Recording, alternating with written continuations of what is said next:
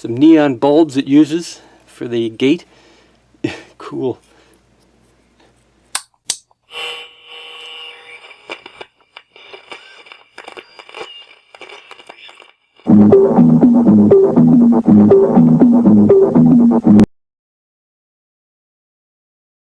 Hello and welcome to the first, and I hope it's a long series, of quickie circuit review videos. From the opening teaser, you've probably already guessed, I'm going to be looking at a circuit from my HP-5233 counter. The circuit we're looking at today was on board 25, the gate control assembly. More specifically, we're going to have a very close look at the gate lamp amplifier and the two neon bulbs that are associated with it. Unfortunately, all the documentation says about the gate light amplifier is that it's turned off when there's a signal passing through CR4, and that somehow drives the gate lamp on, and says nothing about the purpose of D1 or DS1.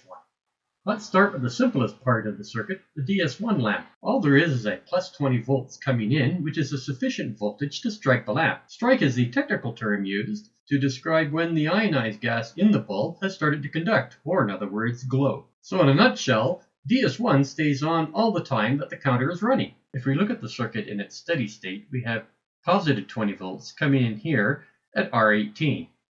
The circuit's been designed in such a way that this is sufficient bias to turn this transistor on. So current will start flowing, and that current will be sufficient to raise the voltage at V1 up to its strike voltage. The bulb will turn on and start conducting. Now, even though we have current flowing through this point, the gate lamp is not going to light because this 33K resistor and this 33K resistor keep the voltage on the other side of the lamp below the strike voltage. And so our circuit simply completes out. So that's the steady state of the circuit. So now let's see what happens when the main gate signal gets to CR4. Now the higher voltage that is coming in off of CR4 and through R17 changes the bias of Q5 enough that it actually turns off. So current no longer flows, and then V1 will turn off. Now how does that make DS1 go on? Well, the DS1 lamp is connected to the voltage coming out of CR4 through this 33K resistor. And the voltage that's coming from CR4 is added on to any voltage that's already on the line, and that's sufficient voltage to strike the lamp. And after that, the circuit simply completes. Now, the only problem with this is that the gate open time might be so short that the lamp might not be on long enough for human eye to detect it. The boffins that designed this circuit added in a 70 millisecond signal that goes off at the same time the gate is open, and this signal comes in through CR5. So if the signal from CR4 is too short, the CR5 signal keeps the gate lamp on. Once there's no longer any signal coming in through CR4 or CR5, the circuit goes back to its steady state. Unfortunately, this doesn't shed any light on why there are two extra neon bulbs in the circuit, and why one of them is always on. Well, I went online and consulted the elder sages of HP, and I quickly got my answer. All neon bulbs are affected by something called the dark effect. The dark effect is simply described as a drastic increase in the strike voltage when the lamp is in a dark environment. As you can see in this short video, the change in strike voltage seems to be quite random and varies for each bulb. So DS1 was added to keep the strike voltage of V1 constant.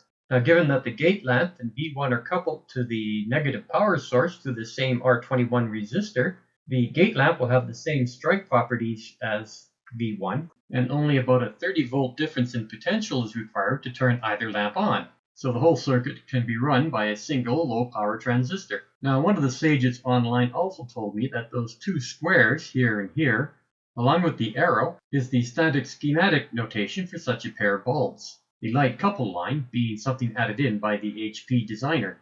Now here's a shot of the two bulbs in action in my counter. The closer one is DS1, as you can see it's on, and the other is V1, which blinks off and on as the gate opens and closes. So there you have it, one circuit explained. While looking up the dark effect, I found whole books written about neon bulbs. Seems they can do just about anything. Logic circuits, flip-flops, oscillators, even core memory. One of these sages did admonish me, however, when he said, yes, neon bulbs can do many different things, but unfortunately, none of them well. My final takeaway on this is that the dark effect must have been just common knowledge to engineers at the time, hence no mention of it in the documentation. Sort of like the low impedance path on a triode, but that's another short circuit.